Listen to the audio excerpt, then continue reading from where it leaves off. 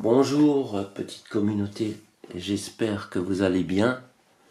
Aujourd'hui je vais vous parler d'un tarot qui a de nombreuses similitudes avec le tarot de Marseille et qui a des origines qui remontent à la haute antiquité. Alors ce jeu, c'est le grand Tétéia ou tarot égyptien. Alors il est livré dans une simple boîte en carton et il y a un petit livret d'accompagnement avec quelques mots-clés. Les cartes peuvent être interprétées à l'endroit ou à l'envers et certaines associations ont également une importance. On peut réaliser des tirages complexes, mais voyons d'abord l'origine de ce jeu. Alors ce jeu remonte à la haute antiquité. D'après la légende, les cartes aux symboles mystiques et allégoriques ont été créées par des prêtres de l'Égypte des pharaons, complétées sur des illustrations du grand livre de la Kabbale par des bohémiens du Moyen-Âge, redécouvertes et diffusées au siècle dernier par le célèbre Cartier Grimaud. C'est vers la fin du XIVe siècle que ce tarot fut considéré comme un divertissement populaire en Europe. C'est Étéia de son vrai nom, Aliette. Vous voyez, si on lit le nom dans l'autre sens, on arrive à l'auteur, qui est Aliette. Aliette qui aux environs de 1780 en donna une nouvelle interprétation, prenant pour cela modèle sur les Égyptiens. Simple garçon coiffeur sous la Révolution, Étéia consacra 30 ans de sa vie à étudier le tarot égyptien. Un travail d'intuition ajouté à des connaissances occultes le conduisirent à la pratique de la cartomancie. Il s'acquitta fort bien de cet art et compta parmi ses clientes l'impératrice Joséphine. Étéia sut fort bien délivrer les messages occultes du tarot. Le grand Tétéia se compose de 78 cartes numérotées de 1 à 78. On doit les diviser en deux catégories, un peu comme le tarot de Marseille, les 21 lames dites majeures et les 56 lames dites mineures. La 78e carte, qui est celle-ci, appelée la folie ou le fou, est indépendante et ne s'intègre pas aux deux catégories citées avant. Elle joue néanmoins un rôle important dans le jeu. Chaque lame est présentée par une illustration inspirée de plusieurs sources, la Bible, la Kabbale, la mythologie et le tarot traditionnel. Les cartes numéro 1 et numéro 8 représentent le et la consultante. Ces cartes, en fonction du tirage, si le consultant est un homme ou une femme, on retirera la carte opposée.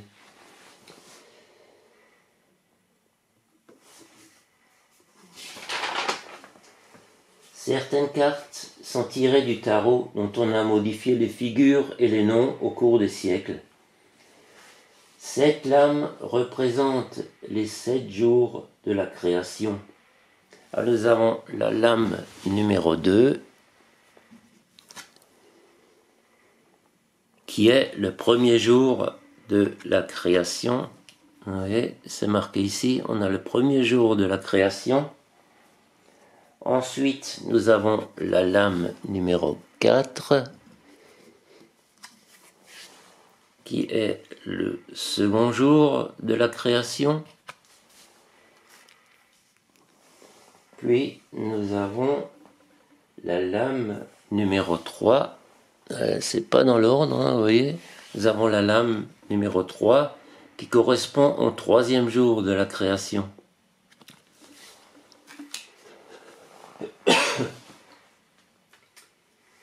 et la lame numéro 6 qui correspond au 4e jour.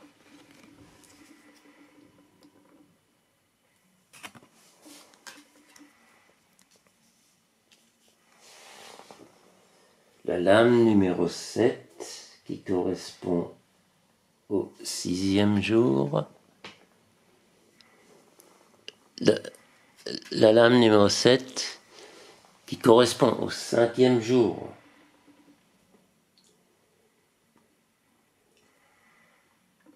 La lame numéro 5 qui correspond au 6e jour. Et la lame numéro 8 qui correspond au 7e jour. Nous les verrons tout à l'heure en détail puisque ce sont essentiellement les arcanes majeures pour cette première vidéo.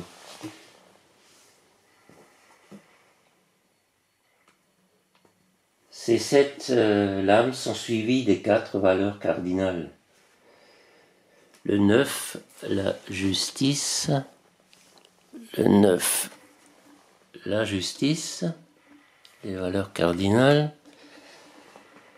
Le 10, la tempérance.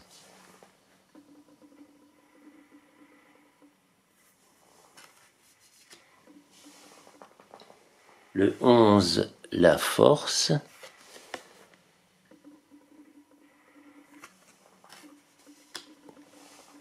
Et le 12, la prudence.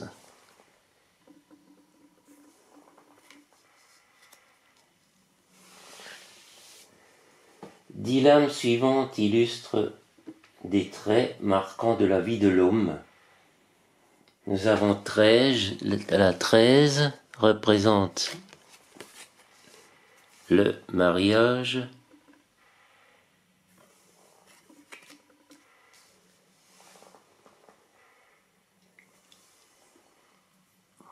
Ensuite, nous avons le 14. On parle de force majeure et force mineure.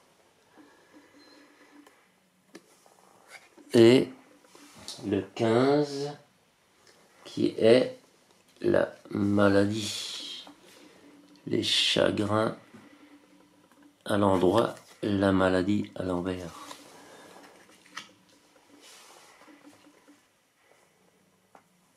Le 16 qui est le jugement. On reconnaît des similitudes avec le tarot de Marseille puisqu'on a l'ange avec la trompette. Le 17, la mortalité et le néant.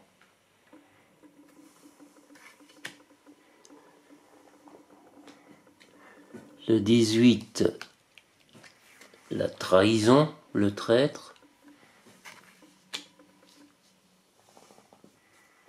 Le 19, la misère. Et on reprend on reconnaît la tour qui s'effondre dans le tarot de Marseille avec l'éclair.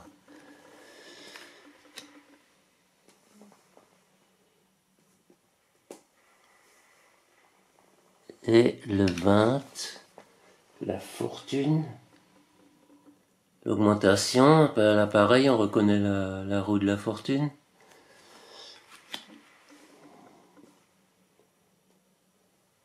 Et le 21, le procès, et là on parle de l'arrogance.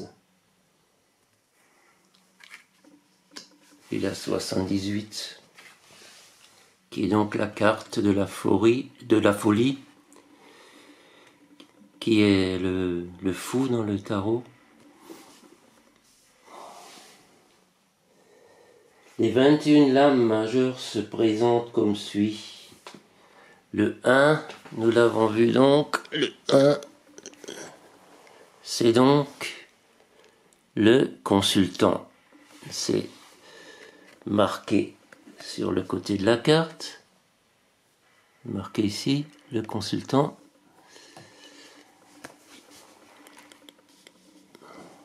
Ensuite, nous avons le 2, l'éclaircissement. Ça fait penser au soleil, puisque nous avons les deux enfants.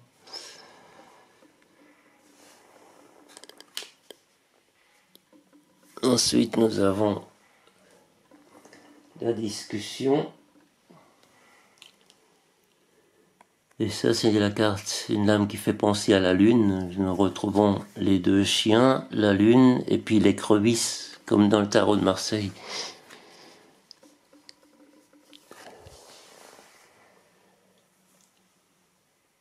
Le 4, on parle de dépouillement. Alors les titres du petit livret ne sont pas, il y a des petites différences, c'est pour ça on ne retrouve pas exactement ces mots sur les lames, en tout cas pas toujours. Le 5, qui correspond à la carte du monde dans le tarot de Marseille, est appelé le voyage.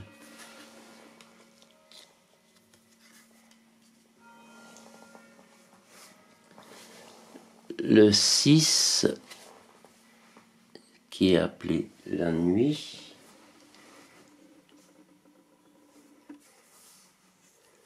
La carte 7, la pluie. La carte 8, qui est la consultante. Alors, si nous avons un consultant, nous retirons cette carte. Et si c'est une consultante, nous retirons la première lame du jeu.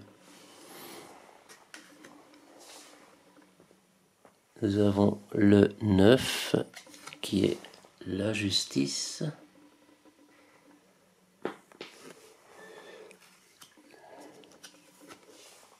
Le 10, qui est la tempérance.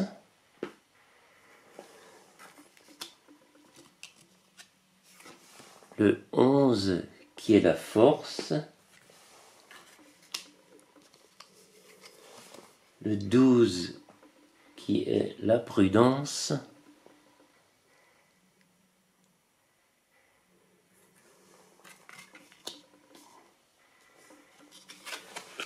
Le 13, qui est le mariage. Le 14, qui est la maladie. Violence ou la maladie, qui représente le diable un peu. Dans le tarot de Marseille, on voit les deux personnages enchaînés.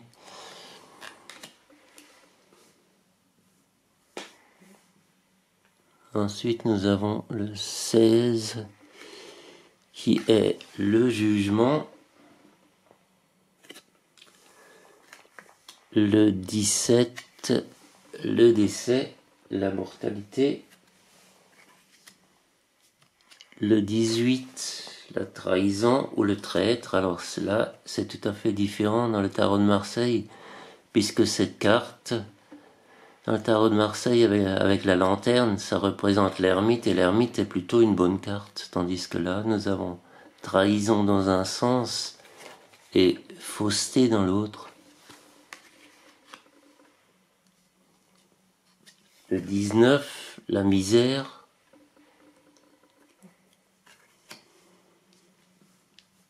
Le 21, appelé la dimension. Et pourtant, ça correspond au chariot dans le tarot.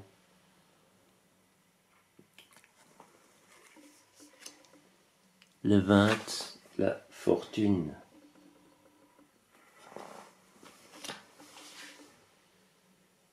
Les 56 autres lames sont composées de 4 rois, 4 reines, 4 cavaliers, 4 valets, 4 10, 4 9, 4 8 et ainsi de suite jusqu'au 4 1. Les lames se lisent à l'endroit et à l'envers. La carte est renversée quand la figure ou le dessin n'est pas orienté dans le bon sens. Donc pour les lames majeures, c'est facile de savoir si la lame est à l'endroit et à l'envers. Et pour les lames mineures, je vous ai sorti une lame mineure. Les lames mineures sont à l'endroit quand le rectangle jaune est en bas. Il y a un rectangle jaune sur toutes les cartes qui n'ont pas de personnage. Et là, en l'occurrence, cette carte correspond au 8 d'épée. Alors pour cette première vidéo sur le tarot de Marseille, je vais m'arrêter là. Si ça vous intéresse, je pourrais continuer à faire des vidéos un peu d'apprentissage et de présentation des lames plus en détail. Ce jeu permet des tirages très complexes. Je l'ai acheté il y a quelques années sur un marché aux puces et sans doute qu'à présent le moment est venu pour moi de prendre le temps de l'étudier, puisqu'il demande quand même une période d'apprentissage. Mais j'ai fait 2-3 tirages avec, des tirages assez simples, et effectivement des tirages qui étaient assez justes. Parce que hier, je me suis intéressé un peu aux crypto-monnaies, parce que je reçois régulièrement un message qui m'incite à ouvrir un portefeuille numérique et toutes ces choses-là. Et c'est quelque chose avec laquelle j'ai encore du mal. Pour moi, pour le moment, ça ne me paraît pas très clair dans mon esprit. Et je suis partagé parce que j'ai également écouté une vidéo de quelqu'un qui est habitué, qui a des portefeuilles numériques et qui a déjà parlé de plusieurs arnaques. Donc si on n'est pas vraiment connaisseur, il faut faire attention. Alors je vous souhaite une très belle journée, une belle semaine et à bientôt pour une nouvelle vidéo. Au revoir.